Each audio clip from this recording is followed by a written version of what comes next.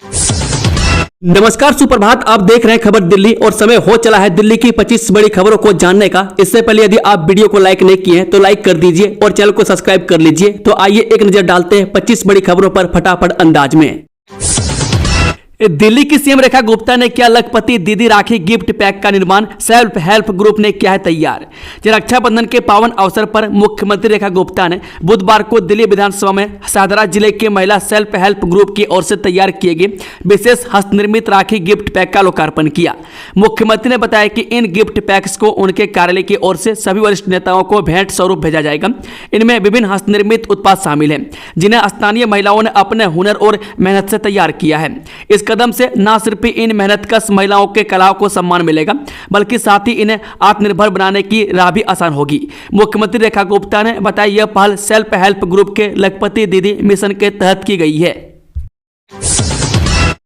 दिल्ली वालों के लिए अच्छी खबर, जीत सकते हैं 25 लाख तक का इनाम। रेखा गुप्ता सरकार ने किया बड़ा ऐलान। दिल्ली सरकार ने दिल्ली को कूड़े से आजादी अभियान शुरू किया है जिसके तहत RWA अपने क्षेत्र को साफ सुथरा बनाकर लाखों रुपये जीत सकते हैं। इसके लिए उन्हें स्वच्छता पोर्टल पर सफाई से पहले और बाद की तस्वीरें अपलोड करनी होंगी। प्रथम पुरस्कार 25 लाख रुपये का है जिसका उपयोग कॉलोनी के विकास में किया जाएगा। शिक्षा विभाग ने भी 4000 स्थानों पर सफाई शुरू की है।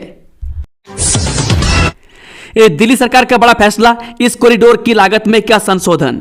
दिल्ली सरकार ने लोक निर्माण विभाग को लंबे समय से लंबित बारापुला फेज 3 एलिवेटेड कॉरिडोर की लागत में वृद्धि को समायोजित करने के लिए कैबिनेट की मंजूरी के लिए एक नया व्यापक प्रस्ताव तैयार करने का निर्देश दिया है। बता दें कि 2015 में स्वीकृत और प्रारंभिक अनुमानित लागत 900 करोड़ बढ़कर अब 1260 करोड़ 63 लाख रुपये हो गई है। इस परियोजना में अब तक 1238 करोड़ 68 लाख रुपये खर्च हो चुके हैं और इसके मूल बजट से अधिक होने की उम्मीद है। इसलिए सभी लंबित देनदारियों को ध्यान में रखते हुए नए सिरे से मंजूरी की आवश्यकता होगी।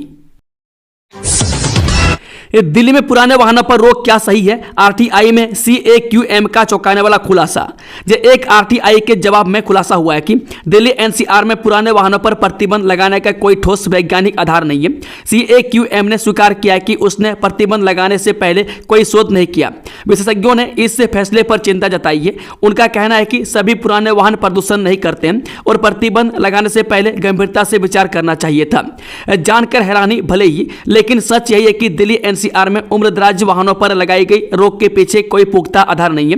पुराने वाहन हवा में जहर घोल रहे हैं या नहीं, हाँ तो किस हद तक घोल रहे हैं और इससे ज्यादा प्रदूषक कारक और क्या है, इत्यादि सवालों का जवाब देता कोई शोध या अध्ययन भी नहीं है। दिल्ली से गुरुग्राम जाने वालों के लिए जरूरी खबर, एक हफ्ते बंद रहेगा ये अंडरपास। द्वारका एक्सप्रेसवे सुरंग और एयरपोर्ट अंडरपास यानी कि गुरुग्राम जाने वाला दाया मोड़ मरम्मत कार्य के लिए 15 अगस्त से बंद रहेगा। इस कारण दिल्ली में शिव मूर्ति से RUB तक द्वारका एक्सप्रेसवे किलोमीटर 0.6 से किलोमीटर 5.3 तक रूट प्रभावित रहेगा। बिना अनुमति विदेश नहीं जा सकते केजरीवाल, शर्त लगा अदालत ने मानी एक मांग। दिल्ली के पूर्व मुख्यमंत्री अरविंद केजरीवाल को पासपोर्ट रिन्यू कराने की अनुमति अदालत से मिल गई है। सुल्तानपुर की विशेष MP MLA अदालत ने आम आदमी पार्टी के राष्ट्रीय संयोजक को सशर्त इजाजत दे दी है। अदालत ने निर्देश दिया है कि केजरीवाल को देश छोड़ने से पहले अदालत से इजाजत लेनी होगी। ध्यान दें, दिल्ली में 72 घंटों में आ सकती है बाढ़, हथिनी कुंड बैराज से आया अलर्ट। हिमाचल और उत्तराखंड के पहाड़ों पर मूसलाधार बारिश ने यमुना नदी को उफान पर ला दिया। हथिनी कुंड बैराज से दिल्ली की ओर से तेजी से बढ़ रहा पानी अगले 72 घंटों में राजधानी दिल्ली के निचले इलाकों में बाढ़ जैसे हालात पैदा कर सकता है। बुधवार को हथिनी कुंड बैराज पर यमुना नदी का जल स्तर इस मानसून सीजन में अपने चरम पर पहुंच गया। अधिकारियों के अनुसार बैराज से दिल्ली की ओर 65,206 क्यूसेक पानी प्रति सेकंड की रफ्तार से बढ़ रहा है। सुबह 6 बजे जल स्तर 73,749 क्यूसेक दर्ज किया गया जो चिंता का सबब बन गया है। यमुनानगर जिला प्रशासन ने इस बढ़ते खतरे को देखते हुए अलर्ट जारी कर दिया है। 15 अगस्त को लेकर हाई अलर्ट, राजधानी दिल्ली को निशाना बनाने की कोशिश कर सकते हैं आतंकी, सुरक्षा बढ़ाई गई। सुरक्षा एजेंसियों ने 15 अगस्त यानी कि स्वतंत्रता दिवस को लेकर बड़ा अलर्ट जारी किया है। इस दौरान आतंकी राजधानी दिल्ली को निशाना बनाने की कोशिश कर सकते हैं। जानकारी के मुताबिक खालिस्तान आतंकी संगठन और professor Khalistan anti social element 15 अगस्त पर माहौल खराब कर सकते हैं। AK-47 RDX और हैंड ग्रेनेड से दिल्ली को टारगेट करने की कोशिश की जा सकती है। सिख फॉर और जस्टिस के स्लीपर सेल भी 15 अगस्त के मद्देनजर दिल्ली में माहौल खराब कर सकते हैं। 15 अगस्त से पहले लाल किले में मिले 2 पुराने कारतूस फॉरेंसिक जांच के लिए भेजा।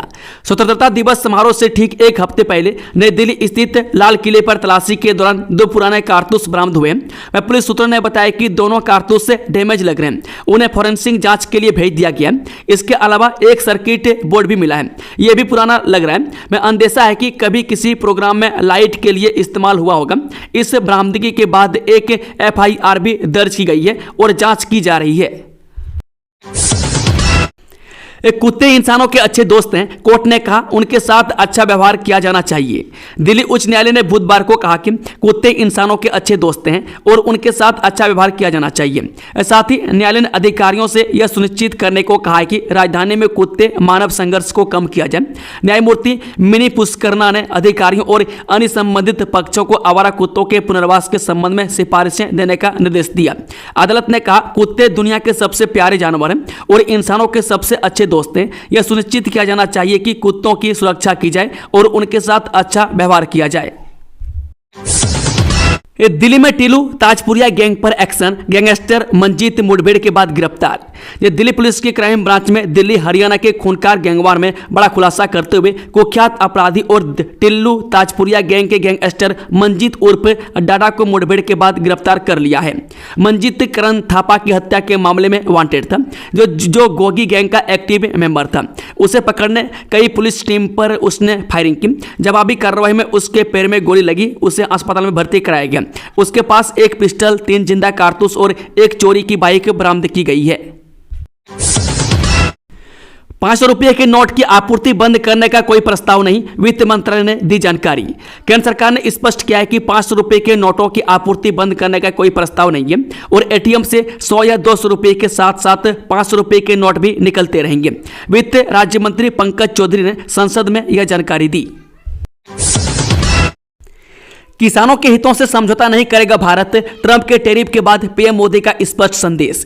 जब अमेरिका के साथ गहराते व्यापार तनाव के बीच प्रधानमंत्री मोदी ने गुरुवार को स्पष्ट किया कि भारत अपने कृषि क्षेत्र के हितों से किसी भी कीमत पर समझौता नहीं करेगा, भले ही इसके लिए देश को आर्थिक रूप से भारी मूल्य क्यों न चुकाना पड़े। प्रधानमंत्री की यह टिप्पणी उस दिन आई जब अमेरिका ने भारत के निर्यात उत्पादों पर 25% अतिरिक्त टैरिफ लगाने की घोषणा की है, जिससे कुल शुल्क 50% तक पहुंच जाएगा। अमेरिका का दावा है कि यह कदम भारत द्वारा रूस से कच्चा तेल और सैन्य उपकरणों की खरीद जारी रखने के कारण उठाया गया है। UPI लेनदेन पर लगेगा अतिरिक्त चार्ज, RBI गवर्नर बोले, सरकार कब तक देगी सब्सिडी। ये देश भर में करोड़ों लोग हर दिन UPI यानी कि यूनिफाइड पेमेंट इंटरफेस का इस्तेमाल करते हैं, चाहे वह चाय की दुकान पर 5 रुपये की चाय हो या ऑनलाइन शॉपिंग साइट्स पर हजारों रुपए की खरीदारी। अब इस मुफ्त डिजिटल सेवा को लेकर एक बड़ा सवाल उठ खड़ा हुआ है, क्या UPI भविष्य में भी मुफ्त बना रहेगा। RBI गवर्नर संजय मल्होत्रा ने एक प्रेस कॉन्फ्रेंस में यह स्पष्ट किया कि उन्होंने कभी यह दावा नहीं किया है कि UPI सेवा हमेशा के लिए मुफ्त रहेगी। उन्होंने कहा, इस सुविधा को चलाने की लागत होती है और उस खर्च को किसी को उठाना पड़ेगा। दिल्ली की सीएम रेखा गुप्ता ने स्कूली बच्चों के साथ मनाया रक्षाबंधन, देश हित के लिए दिया यह संदेश। ये दिल्ली की मुख्यमंत्री रेखा गुप्ता इन दिनों सामाजिक गतिविधियों में लीन दिखाई दे रही है। इसी क्रम में उन्होंने गुरुवार को प्राथमिक विद्यालय के बच्चों के साथ रक्षाबंधन का पर्व मनाया है। इस दौरान बच्चों ने मुख्यमंत्री को राखी बांधी और स्नेह जताया, जबकि मुख्यमंत्री ने बच्चों को उपहार और मिठाइयां भेंट की। ये चाइनीज मांझा जानलेवा मांझा है, इसे न खरीदें न बेचें, दिल्ली पुलिस की चेतावनी। स्वतंत्रता दिवस और रक्षाबंधन जैसे बड़े त्योहारों से पहले दिल्ली पुलिस ने एक महत्वपूर्ण चेतावनी जारी की है। यह चेतावनी उन लोगों के लिए है जो पतंग उड़ाने के शौकीन हैं लेकिन जानलेवा चाइनीज मांझा यानी कि नायलॉन या प्लास्टिक कोडेड धागा का इस्तेमाल करते हैं। पुलिस ने साफ शब्दों में कहा कि प्रतिबंधित चीनी मांझा न केवल अवैध है बल्कि इंसानों और जानवरों दोनों के लिए बेहद खतरनाक भी है। दिल्ली पुलिस ने सोशल मीडिया एक्स पर जनता से अपील करते हुए कहा कि वे चाइनीज मांझा न खरीदें, न बेचें और न ही उसका इस्तेमाल करें। पुलिस ने कहा कि प्रतिबंधित चीनी मांझा अवैध भी हैं और घातक भी हैं, इससे दूर रहें। फांसी घर बना गले की फांस, केजरीवाल समेत इन आम आदमी पार्टी नेताओं को समन भेजने की तैयारी। ये दिल्ली में इस समय विधानसभा परिसर में फांसी घर पर बीजेपी और आम आदमी पार्टी के बीच रार छिड़ी हुई है। स्पीकर विजेंद्र गुप्ता इस इतिहास का हवाला देते हुए गलत ठहरा चुके हैं। बीते 3 दिनों से दिल्ली विधानसभा में इसे लेकर बहस जारी है। इसी सिलसिले में आज एक कदम और आगे बढ़ाते हुए स्पीकर ने इस मामले को जांच के लिए विशेष अधिकार समिति के पास भेज दिया है। इतना ही नहीं, जरूरत पड़ी तो इसके लिए अरविंद केजरीवाल को भी समन किया जा सकता है। दिल्ली पुलिस का ताबड़तोड़ एक्शन, 22 विदेशी नागरिकों को पकड़ा, सभी के डिपोर्ट की प्रक्रिया हुई तेज। राजधानी में अवैध रूप से रहने वाले विदेशी नागरिकों पर पुलिस लगातार कार्रवाई कर रही है। इस क्रम में इस महीने अभी तक बाहरी जिला में अभी तक 6 विदेशी नागरिकों को पकड़ा है। वहीं द्वारका जिला पुलिस का दावा है कि जुलाई महीने में अलग अलग देशों के कुल 22 नागरिकों को पकड़ा गया, जिन्हें डिपोर्ट किए जाने की प्रक्रिया चल रही है। सीबीएसई की बोर्ड परीक्षा में बैठने के लिए 75% अटेंडेंस जरूरी, ऐसे छात्रों को मिलेगी छूट। केंद्रीय माध्यमिक शिक्षा बोर्ड ने देश भर के सभी संबद्ध स्कूलों को सख्त निर्देश जारी करते हुए कहा कि 10वीं और 12वीं की बोर्ड परीक्षा में शामिल होने के लिए विद्यार्थियों की कम से कम 75% उपस्थिति अनिवार्य है। बोर्ड ने स्पष्ट किया है कि अगर कोई विद्यार्थी इस न्यूनतम उपस्थिति मानक को पूरा नहीं करता है तो उसे परीक्षा में बैठने की अनुमति नहीं दी जाएगी। सीबीएसई परीक्षा नियंत्रक संयम भारद्वाज ने प्रधानाचार्यों के निर्देश दिया है कि विद्यार्थियों और उनके अभिभावकों को यह जानकारी समय रहते दे दी जाए कि 75% उपस्थिति बोर्ड परीक्षा में शामिल होने के लिए जरूरी है।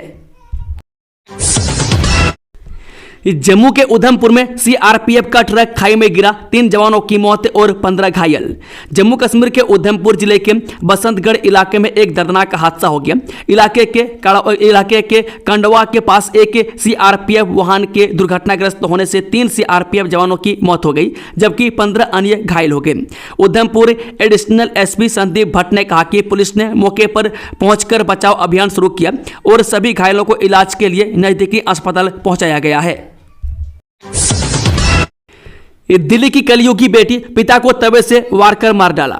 दिल्ली के शाहदरा में एक दर्दनाक घटना सामने आई है।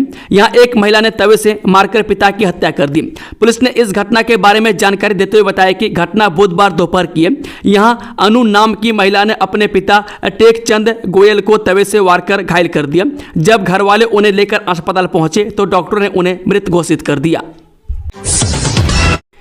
गुरुग्राम में 250 दुकानों पर गर्जा बुलडोजर, प्रशासन ने बताई वजह। गुरुग्राम प्रशासन ने जमकर बुलडोजर कार्रवाई की है। प्रशासन ने करीब 250 दुकानों पर बुलडोजर कार्रवाई कर तोड़फोड़ की है। इस दौरान कई इलाकों में दुकानों के सामने किए गए अवैध अतिक्रमण को बुलडोजर से तोड़कर हटाया गया।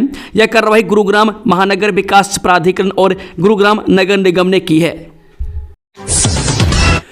पब्लिक हेल्थ से लेकर एमसीडी की 11 स्पेशल कमेटियों पर बीजेपी के नेता जीते। एमसीडी की पब्लिक हेल्थ और वर्क जैसी महत्वपूर्ण कमेटियों सहित 11 स्पेशल कमेटियों का चुनाव बुधवार को पूरा हो गया। सभी अहम कमेटियों पर बीजेपी का कब्जा रहा। बीजेपी ने इंद्रप्रस्थ विकास पार्टी को आश्वासन कमेटी की कमान सौंपी है।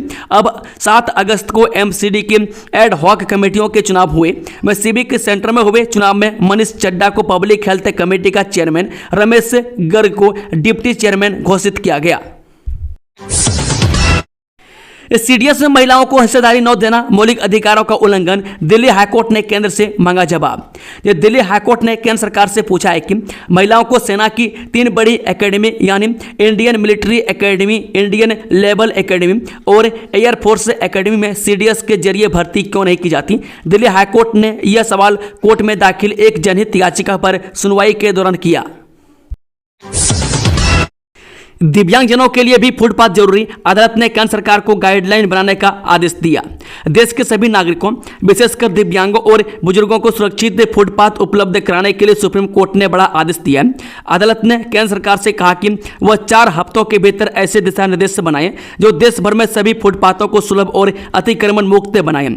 यह आदेश डॉक्टर एस राजा शेखरन द्वारा दायर जनहित याचिका पर सुनवाई के दौरान दिया गया, जिसमें उन्होंने भारत के फुटपाथों की दयनीय स्थिति और दिव्यांगजनों की परेशानियों को उजागर किया था।